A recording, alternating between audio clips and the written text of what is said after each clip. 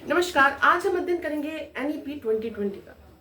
NEP 68 हो, 86 हो, 92 उसका जो क्रियान्वयन था, या 2020 जो बेस है, मतलब हमारे भारत में जो हमारे राष्ट्र में जो शिक्षा व्यवस्था है उसको किस प्रकार से और संवर्धित किया जाए, किस प्रकार से उच्चतम लक्ष्य को प्राप्त किया जाए, या किस प्रकार से हम एक श्रेष्ठ मानव को यहाँ पर श्रेष्ठ मानवता के प्रतिरूप को तैयार करेंगे अपने राष्ट्र में, उसकी यहाँ पर अवधारणा या ढांचा बनाया जाता है। लेकिन बहुत सारे जो सामान्य प्रश्न इससे बनते हैं वो बहुत सारे एग्जाम्स में आ चुके हैं, लेकिन जो विशिष्ट प्रश्न है उसकी श्रृंखला से पहले हमें इसकी भूमिका को जानना बहुत ही आवश्यक है। जब ये प्रश्न आए कि जो हमारी एनईपी है, राष्ट्रीय शिक्षा नीति है, उसकी अध्यक्षता कौन करते हैं, तो वो प्रधानमंत्री जी करते हैं। लेकिन जो कमेटी बनी थी एनईपी 2020 की, उसकी के कस्तूरी रंगन जी उसके अध्यक्ष थे। यह 29 जुलाई 2020 में इसको लागू किया गया था और इसका जो पूरा ढांचा है जिस लक्ष्य पे था, तो जो आपका सतत विकास लक्ष्य जितने थे उसके लक्ष्य संख्या 4, अगर हम उसको परिभाषित करने की कोशिश करें कि सभी के लिए समावेशी शिक्षा और समान गुणवत्ता युक्त शिक्षा सुनिश्चित करना और जीवन पर्यंत शिक्षा के अवसरों को बढ़ावा दिए जाने की यहाँ पर बात कही गई। साथ ही साथ जीडीपी पे जो खर्चा होता है एजुकेशन का 3% से बढ़ा के 6% करने की यहाँ पर बात की गई।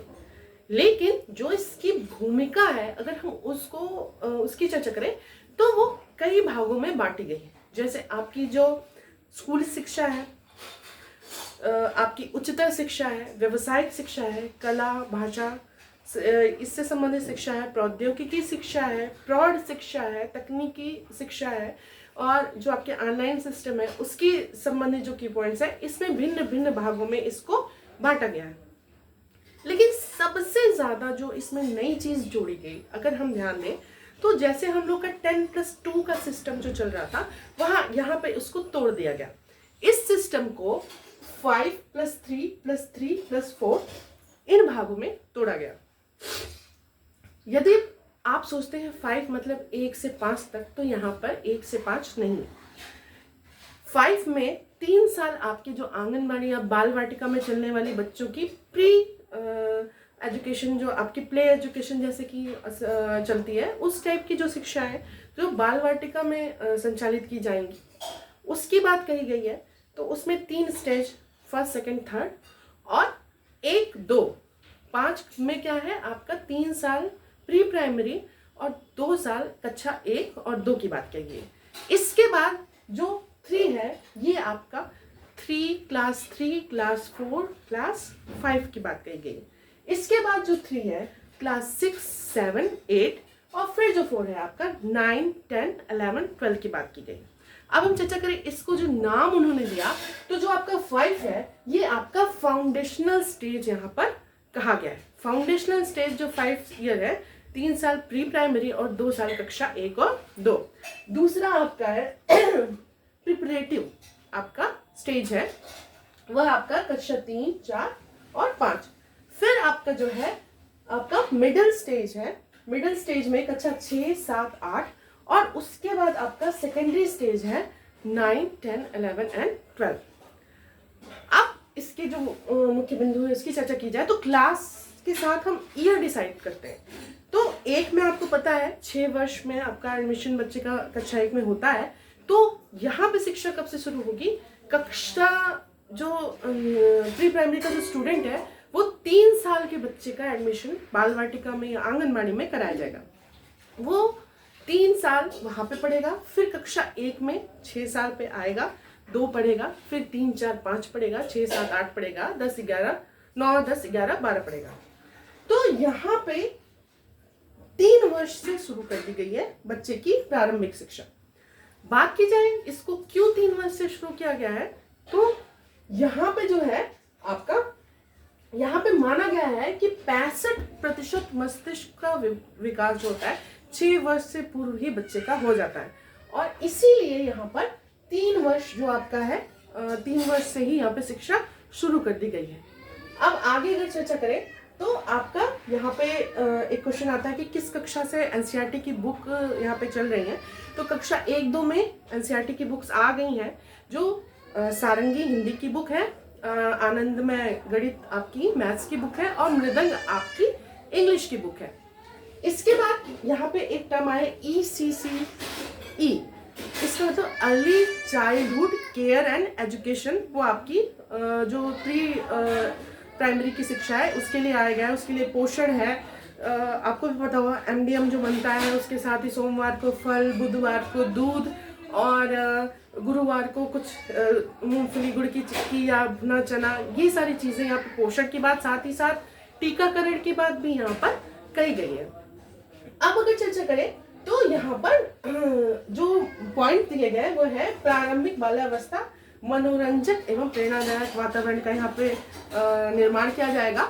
उसके बाद बात की गई बुनियादी साक्षरता व संख्या ज्ञान पे बहुत ज़्यादा जोर दिया जाएगा। आपको पता है निपुण असेसमेंट होते हैं, निपुण टेस्ट लिए जाते हैं, निपुण के लिए आपकी ट्रेनिंग दी जाती है। तो उसमें बच्चे को उसके निपुण लक्ष्य भी निर्धारित किए गए हैं, मतलब नेशनल लेवल पे भी, स्टेट लेवल पे भी उसको पूरा करने का भी लक्ष्य दिया गया है। तो यहाँ पे देखा जाता है कि बच्चा प्रभावपूर्ण हिंदी पढ़ ले, जो आपका पैरा पढ़े उसके आंसर्स दे दे। और अगर आप देखें तो उसमें जैसे कक्षा 1 में या बाल वाटिका में 20 तक की संख्याओं का पहचान कर ले, या 1 में वो सरल जोड़ घटाना कर ले, 2 में आपका हासिल वाला जोड़ घटाना कर ले। इस प्रकार से यहाँ पर उसके लक्ष्य दिए गए हैं। और फिर तीसरा इसका पॉइंट था ड्रॉप आउट, जो है उसको कम करना है, जो बच्चे स्कूल छोड़ के जा रहे हैं। शिक्षक जो है मिनिमम रेशियो जो 25:1 रहा, उसको ज़्यादा जगह 30:1 ही रहना चाहिए। फिर रुचिकर, एकीकृत, आनंददायी समग्र पाठ्यक्रम का यहाँ पर निर्माण करके उससे ही शिक्षा का संचालन करना चाहिए। शिक्षक प्रशिक्षण की बात कही गई है। दीक्षा ऐप हुआ, आपका ऑनलाइन ट्रेनिंग देता है। आपकी BRC जो होती हैं वो आपकी ऑफलाइन ट्रेनिंग देती हैं, उसकी यहाँ पर चर्चा की गई है। और पीयर, ट्यूटर और वॉलंटियर की बात की गई है, जो एक्सेस में आपके यहाँ पे अपॉइंट होंगे। इसके अलावा समता मूलक और समावेशी शिक्षा की बात की गई है, लचीलेपन की बात की गई है। यहाँ पे एक टर्म आता है CWSN, तो चाइल्ड विथ स्पेशल नीड्स, जो आपके विशिष्ट बालक हैं, आपके दिव्यांग बालक हैं, उनकी बात कही गई, उनके शिक्षा पे जोर दिया गया।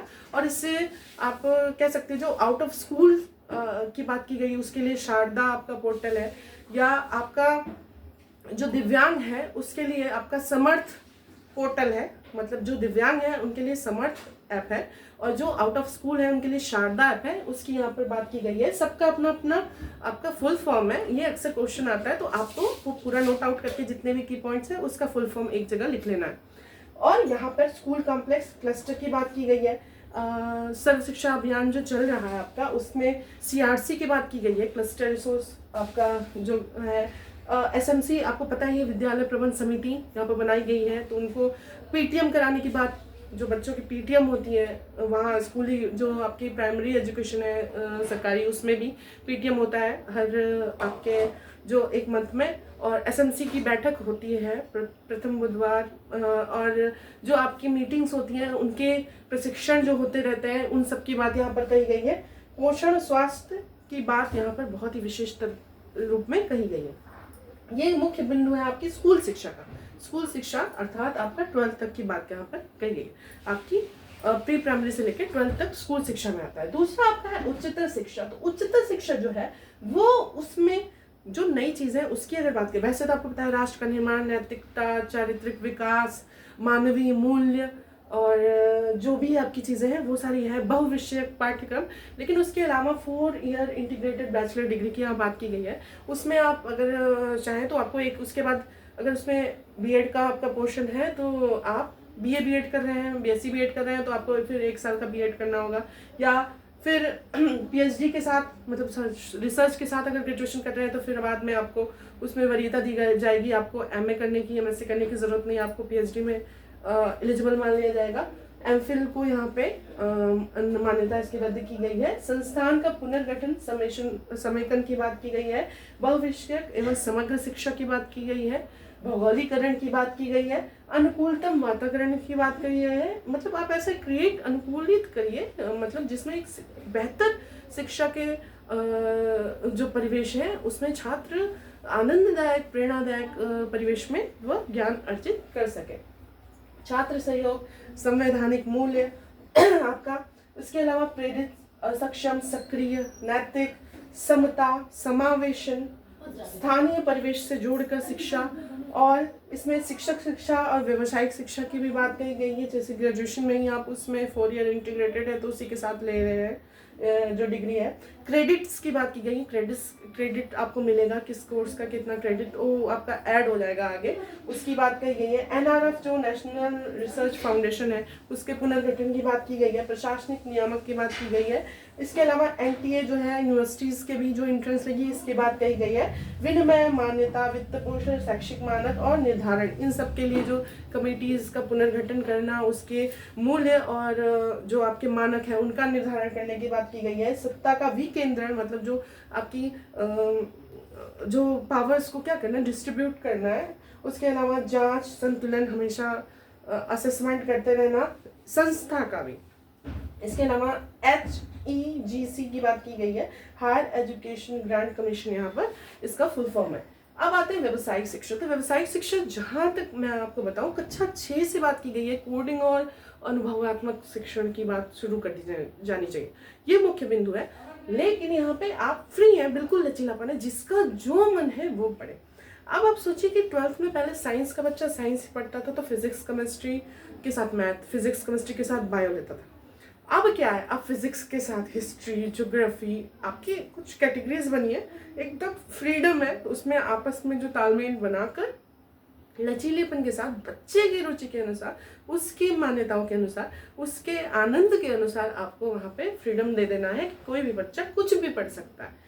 तो उसी के साथ जीवन कौशल, जैसा कि आप जानते हैं जीवन कौशल में बहुत व्यापक चीज़ें हैं। तो जीवन कौशल यहाँ पे व्यावसायिक शिक्षा में लाना, सतत व्यावसायिक शिक्षा CPD की यहाँ पर बात की गई है। प्रत्येक वर्ष इसको 50 घंटे आपको संचालित करना होता है। LMS लर्निंग मैनेजमेंट सिस्टम को क्रिएट करने की बात की गई है यहाँ पर।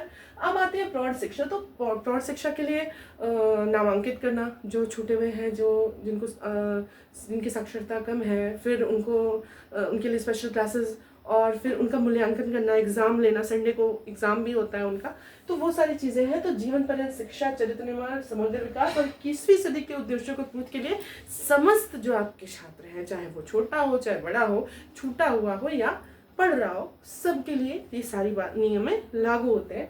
अब हम बात करते हैं भाषा, कला और संस्कृति। तो इसमें भाषा की बात जो त्रिभाषा सूत्र आपका पूर्व में है वही है, जिसमें 2 भाषाएं भारतीय होनी चाहिए। लेकिन यहाँ पे बिल्कुल छूट है, आपकी इच्छा है, आप कोई भी भाषा वहाँ पे पिक कर सकते हैं। उसी के साथ साथ बहुभाषा की भी बात की गई है। यहाँ पे एक जो नया टर्म आया है भारतीय साइन लैंग्वेज, इसकी भी बात की गई है यहाँ पे। इसके अलावा मातृभाषा में शिक्षा 5 तक तो थी ही, आगे भी वो चाहे तो ले सकता है। और बहुभाषिक में पाली, फारसी, प्राकृत भाषा का भी यहाँ पर चर्चा इनकी की गई है। इसके अलावा देखें कि भाषा को उन पर थोपा नहीं जाना चाहिए। कला समन्वय, खेल समन्वय और प्रायोगिक अधिगम की यहाँ पर बात कही गई है। अब प्रौद्योगिकी की बात करें तो प्रौद्योगिकी आपको पता है सबसे बड़ी चीज़ है इसमें स्टार्टअप और एडीटेक, 2 चीज़ें। तो मतलब खुद से अपना जो स्टार्टअप्स जो क्रिएट करते हैं बच्चे, आज आपको भी पता है बहुत कई लाख स्टार्टअप्स चल रहे हैं। तो उसमें वो वित्त पोषण, उनको मतलब प्रोत्साहन देना, साथ साथ जो छात्र अच्छा कर रहे हैं उनको भी प्रोत्साहन देना, स्कॉलरशिप विभिन्न प्रकार की, और भी मानसिक और भावनात्मक उनको संबल देना, इसकी बात यहाँ पर कही गई है। और भारतीयता की जड़ से और उसके गौरव से जुड़े हुए कार्यों पर विशेष बल दिया गया है। और इसमें जो है कोडिंग, आपको पता ही है कोडिंग, और वो जो एक क्वेश्चन आता है तो वो 6 से स्टार्ट करने की बात है। मतलब आप पहले से ही उसको क्या कर दीजिए, एकदम प्रौद्योगिकी से जोड़ते हुए चलिए, और बच्चे का एकदम सर्वांगीण विकास का प्रत्येक उच्चतम लक्ष्य को प्राप्त करने के लिए आप हमेशा प्रयासरत रहिए। यही NEP 2020 का मुख्य सिद्धांत है। समता अर्थात समता जिसको जितनी आवश्यकता है, और समानता मतलब किसी में भेदभाव न करते हुए सबको उपलब्ध कराना, यहाँ पे बहुत ही महत्वपूर्ण इसका सिद्धांत है। अब बात करते हैं ऑनलाइन और डिजिटल शिक्षा की। तो वो तो आपको पता ही है, बहुत सारी चीज़ें चल रही हैं। स्वयं है, स्वयं प्रभा है, ऑनलाइन जो कोर्सेज चल रहे हैं।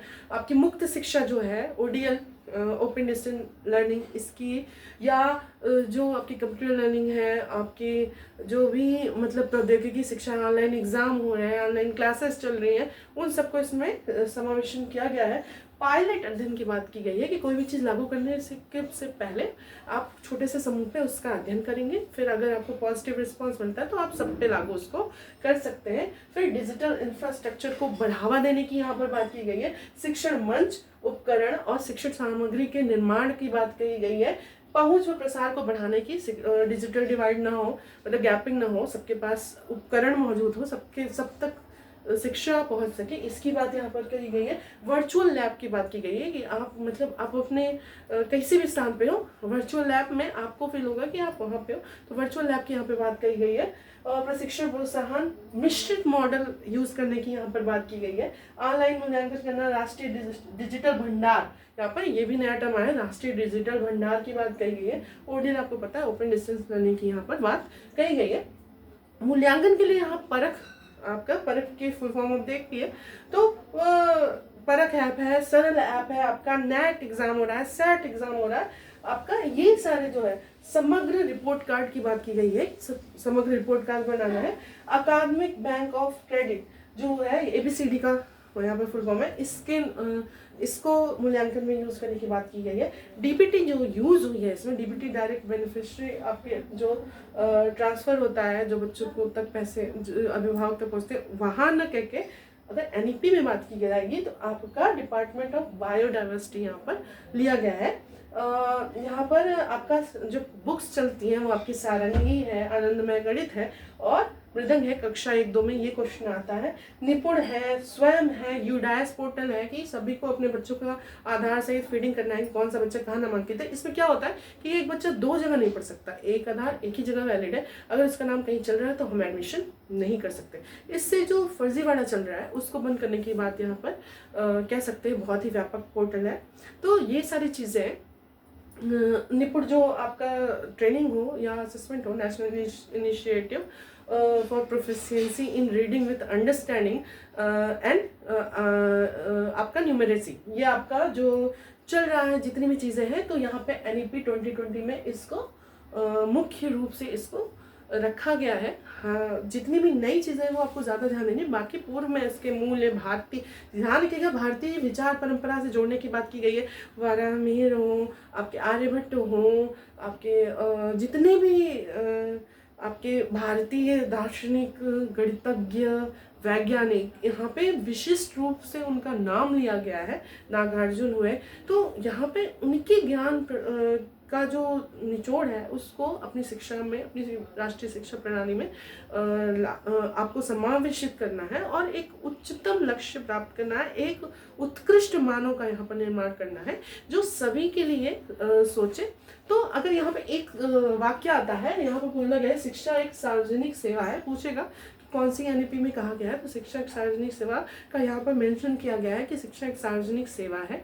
और कुल मिला जुला के जो चारित्रिक और मानवीय मूल्य हैं उनको ध्यान में रखते हुए सभी स्तर की शिक्षा की यहाँ पर बात की गई है। नए नए टर्म्स इसमें इंक्लूड किए गए हैं। आपको ध्यान ये देना है कि इसमें जो फुल फॉर्म है उससे संबंधित अलग से आपको वीडियो मिल जाएगा, तो उसमें ये पूछता है जैसे परख का, निपुण का, सरल का, ODL का, बहुत सारे, इसमें कम से कम मुझे लगता है कि मैक्सिमम जो वहाँ पे 100+ आपको की पॉइंट्स आपको मिल जाएंगे और जो उसमें मुख्य बिंदु है उनको हमको ध्यान में रखने की आवश्यकता है। बाकी ये बेस है NEP का। अब नेक्स्ट वीडियो में हम चर्चा करेंगे जो विशिष्ट प्रश्न यहाँ से उठते हैं उसकी, और किस प्रकार से हमको किस प्रश्न को यहाँ पर सॉल्व करना है, आगे हम इसकी चर्चा करेंगे। धन्यवाद।